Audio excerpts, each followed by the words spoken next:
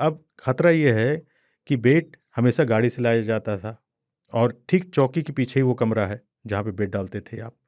तो जब जिप्सी आती है, चाहे वो टूरिस्ट की हो चाहे जंगलात वालों की, इन्हें लगता है कि इनका खाना आ गया है।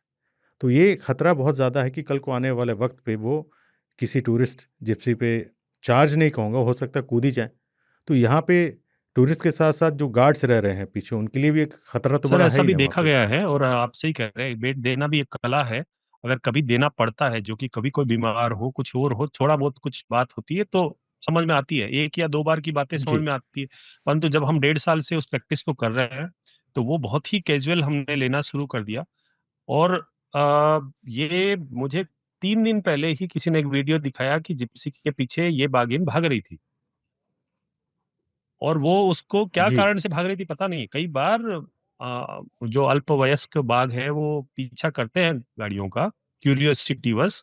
परंतु इसके भागने में कुछ दूसरे कारण भी जी, हो सकते हैं, ये देखने वाली बात है। बिल्कुल, क्योंकि उनको जो हंटिंग इसके लिए नहीं आता है, उनको प्रे मिल रहा है यानी बेट मिल रहा है, वो खा रहे हैं आराम से। और चूँकि उनकी कोई ट्रेनिंग नहीं है, बच्चे हैं, सीखे नहीं हैं, हो सकता है कल को वो जिप्सी पे आ जाएँ।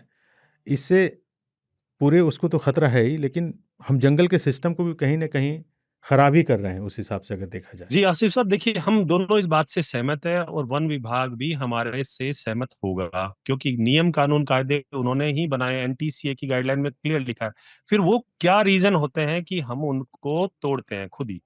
इसके पीछे केवल होटल लॉबी या टूरिज्म लॉबी ही नहीं है, इसके पीछे मुझे लगता है कि सबसे बड़ा रीजन है आजकल के सोशल मीडिया पे इस तरह के भावनात्मक रूप से लेने वाले लोग, जो इस तरह का दबाव बनाते हैं। जब T24 या उस्ताद को पकड़ के छोड़ा गया, और उसे जल्दीबाजी में नहीं छोड़ा गया, उसने 4 किल किए थे शुरुआत में।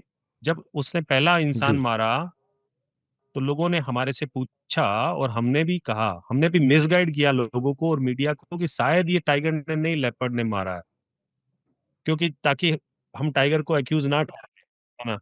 एक दूसरी गलती बार माफ़ कर भी सकें। हमने हाँ, थोड़ा उस एक पे गलती माफ़ कर दी। रिलैक्स रहे। दूसरी बार के बाद में हमने बोलना शुरू कर दिया, परंतु वहां एक पॉलिटिशियन मैडम थे, उन्होंने कहा कि नहीं, इसको नहीं भेजेंगे। ये बड़ी हिम्मत की बात है ये कह देना। परंतु देखिए, मैं अक्सर हमारे एक अच्छे वाइल्ड लाइफर है, वो महाभारत का उदाहरण देते हैं, राही मासूम रज्जा का। उन्होंने लिखा था कि युद्ध की बात करना एक बात है और युद्ध करना दूसरी बात है। सो अब ये जो एक बात है, हालत जी। है, जो ग्राउंड पे जो हालत बनाते हैं, जो आजकल वन्य जीव प्रेमी, जिनको मैंने एक नया टर्म भी दिया है कि ये है टाइगर मॉम्स। तो आजकल जो टाइगर मॉम्स है, ये क्या है कि मतलब एरो हेड से ज्यादा रक्षा वो कर रहे हैं सोशल मीडिया पे बैठ करके, तो उनका उनसे कैसे बचाए हम उनको। तो वन विभाग डरता हुआ उनके भय से ये बिल्कुल। सारे काम कर रहा है। अब इसको भी हमें देखना पड़ेगा सर।